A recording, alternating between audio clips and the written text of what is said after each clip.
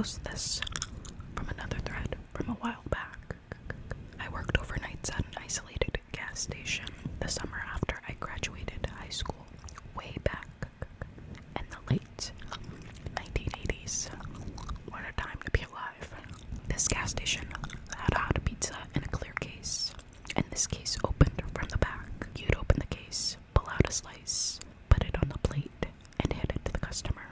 One day, when I came in at 11 p.m., there were 3 slices left in the case, which was 3 or 4 feet down the counter from the register. I had 1 piece for dinner, then went about working my shift, which consisted of standing at the register, waiting for people to wander in. It was a slow shift. I only had 4 or 5 customers in a couple hours. 4 or 5 customers. 4 or 5 customers in a couple of hours. Not a busy shift by any means, and most just wanted lottery tickets or to pay for gas or grab a pop. They must be somewhere in the Midwest. But by 1 a.m. there was no one in the store or at the pumps, so I started tidying up the store, always in eyesight of the front counter, the register, the lotto machine, and the pizza case, and no one came in for like an hour. I was schlepping around, trying to make it look like I was working. Figuring the pizza was pretty well dried out by then, I went to throw it away. Opened the case. There was just an empty tray, somehow 2 slices of probably 5 hours old pizza disappeared. Now, the only way to get into the pizza case was to get behind the counter, and to do that, you had to punch a code, and then the door would buzz really loud and unlock. In other words, you couldn't just reach around the counter and get to the pizza. I scratched my head and spent the rest of my shift nervously worrying that there was some rando pizza-eating killer hiding in the store. And when the sheriff deputy came in around 4 a.m., I asked him to check the building for any intruders. He didn't find one. Before leaving at the end of my shift, I wrote a note to my boss detailing what happened, then went home. When I came in for my next shift, he was there waiting and told me he reviewed the video. There were cameras aimed at the front counter, door, and over the store, and played it back for me. It showed me ringing out a customer, then going and tidying up the shelves. Meanwhile, on the front counter camera, a couple minutes after I left the counter area, the camera got shaky and then went to static for 30 seconds or so. When it came back on, the pizza was no longer in the case. This never happened again while I worked there, which was another 6 months or so, and we never did figure out what happened. Somebody commented, gas station pizza, check the toilet for ghost diarrhea. The next one says, a shirtless man standing in the pouring rain in the middle of a parking lot for what seemed to be about 3 hours. He was kind of just standing there, and he eventually left. But he just walked away. If I were alone, this would really creep me out. Even if I weren't alone, this would freak me the fuck out. Not creepy, but indeed scary. My first job, second night of working, so I still had a trainer with me. A guy walks in with his throat.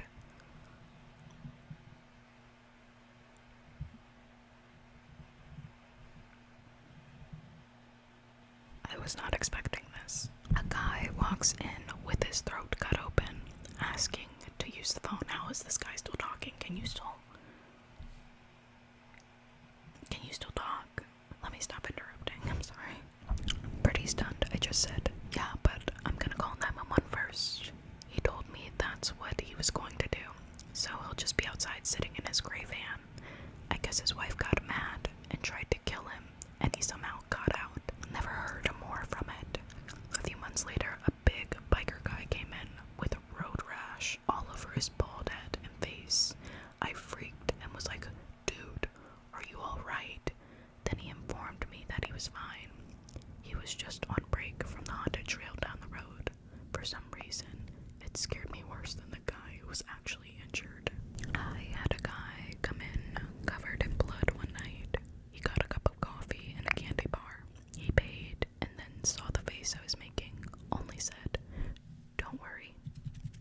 "That's not my blood," and walked out. Not creepy, but the most interesting thing to happen to me on the night shift. It was not terribly unusual to have people pull into our parking lot when they got pulled over for speeding, because it was one of the few brightly lit, most empty lots on that stretch of road. So one night, a guy pulls into our lot with a cop car right behind him, and it seemed pretty routine until the cop got out of his car, pulled a gun, and started yelling at the guy to get out of the car. Then, like five more cops pulled into the lot behind them, and then like five more cop cars pulled in. Then like five more cop cars pulled in behind them, some pulling out guns too, some getting the canine dogs out, and I decided it would be wise to lock the doors until this blew over.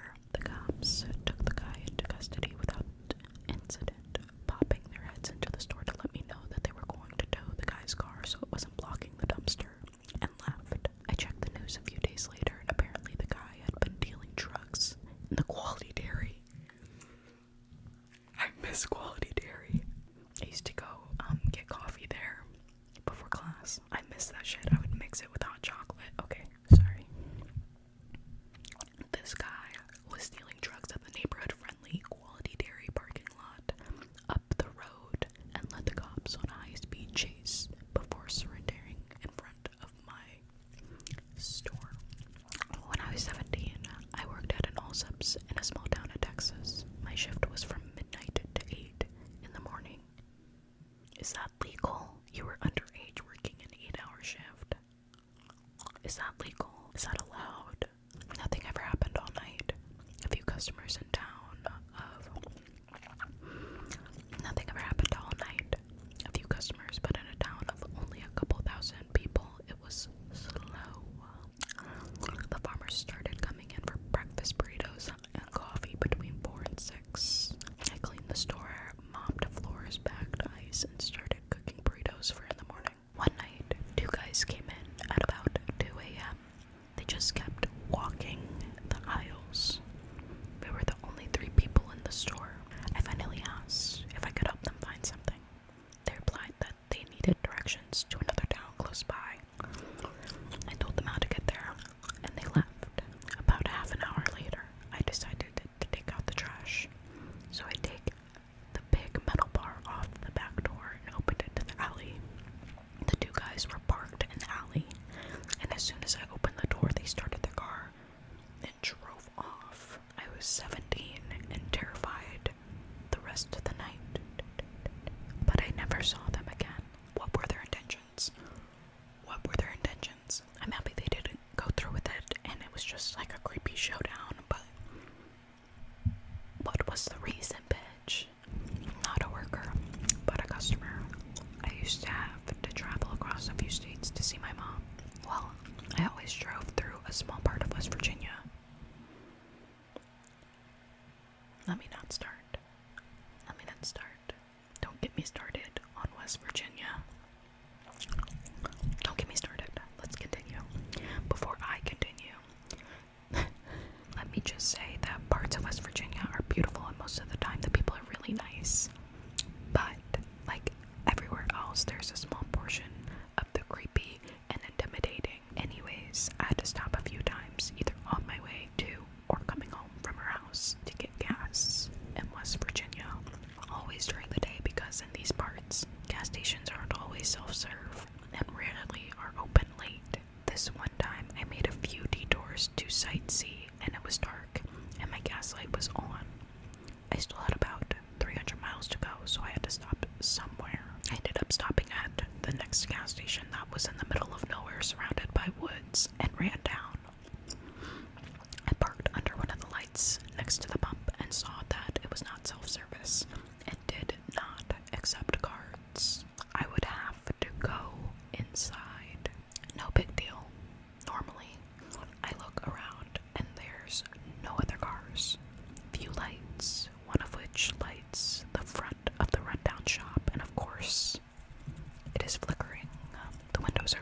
face so I can't see in, but there's a neon open sign on the door. Sorry, I passed away a little bit. I just kind of stare at the shop, thinking to myself about how this doesn't feel right. It's weird. My cell doesn't have service here. I just don't like it. I look around, assessing my surroundings, and it just screams horror movie. I get back in my car and decide I'll try again somewhere else, or take the next exit and look for something more civilized, or I'll run out of gas and sleep in my car until daybreak and walk somewhere with cell service. Anything would be better than going in there. Luckily, in a few miles, I see an exit and take it and follow a country road into a small town with a 24-hour gas station that didn't scream deliverance. There's probably nothing wrong with that place, and I probably creeped out the employee if they could see me out that fucking disgusting window. But I trust my gut, and when something doesn't feel right, or is just too obviously a horror movie moment, I try to avoid it. Smart. Everybody make sure to follow the advice. At the end of that story, that is the end of this video. I hope you enjoyed all those creeptastic stories.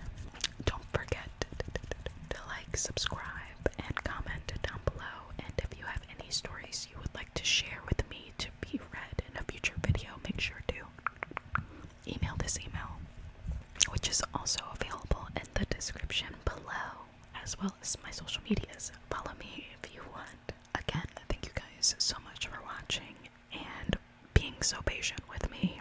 I had to take a little mental health break, but we are back. Namaste. Have a nice day.